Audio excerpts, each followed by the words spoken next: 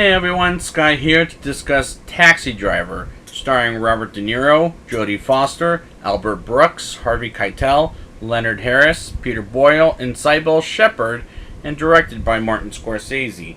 Now, I know a little bit about this movie because of my father, but I didn't see it then, and I'm seeing it all the way through.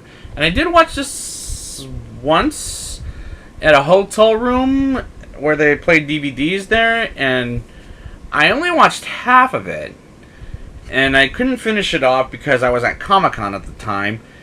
But this is my first time sitting through this whole movie start to finish. So, let's see how it goes. Travis Bickle, played by Robert De Niro, applies for a job as a taxi driver, and I like this character from him being good to being bad when the movie gets there later on. And why exactly is he being a bad guy? I'll get there later in the show, and Scorsese does a great job on the POV getting to know this guy. Travis volunteers for the presidency of Palatine with Betsy, played by Sybil Shepherd, so he can ask her out. Is rather a romance cliche. But this scene is played very well by these two wonderful actors. And she accepts, and they have damn good chemistry together. While working, Travis encounters Irish, played by Jodie Foster, whom I haven't seen in movies in years. I think since I haven't seen her directorial debut movie of... But I think the last time I saw her in a movie was this one. And that was years ago. Travis and Betsy go to a dirty movie theater meaning pornography, and I thought that was too fucking early on Travis's part. And Betsy leaves the theater rather too early for good reasons, by the way. Plus she knows nothing about him and dumps him rather too quickly. And that's when he becomes bad, and is because he's misunderstood. And I really like this arc, as an asshole customer yells at him and tells him to stay put, and stalks his wife, not Travis, but the guy's wife, who not in the asshole's apartment, but an African-American man, who he's planning on killing with a gun. And he says, you think I'm sick, huh? And I thought he would say, yeah? I would have, and he's heartbroken for the character, from being good to bad, because he's misunderstood, and De Niro pulls that off very well.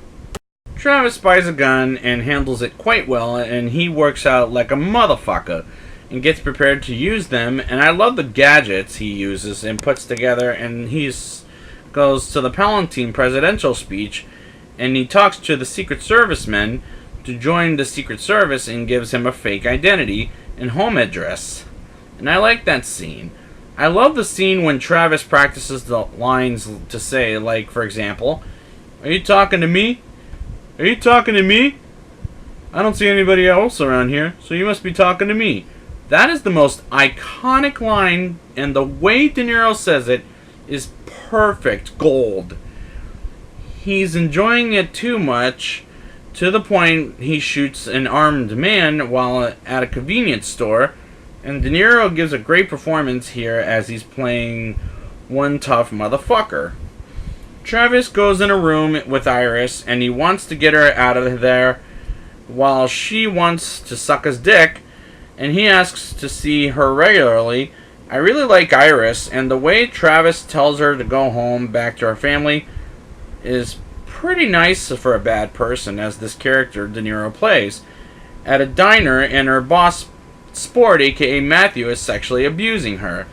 For a stripper, and these scenes are interesting as the movie progresses, and it reminds me of the first Equalizer film where Denzel saves Chloe Grace Moretz from being a stripper, but this came first.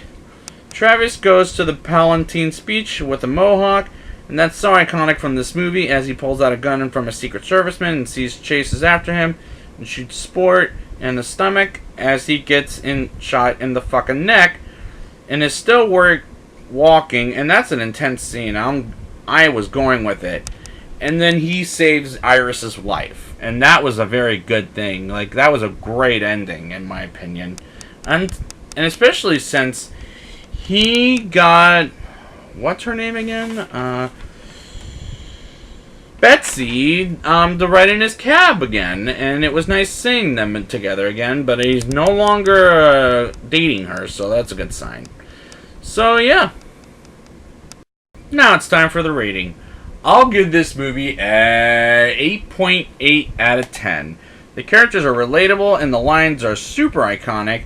I love the way the movie was shot, and the actors have such good chemistry with each other. And this is a wonderfully great movie. I recommend it. So I'd like to thank you guys for joining me. And next week I will be back with Raging Bull.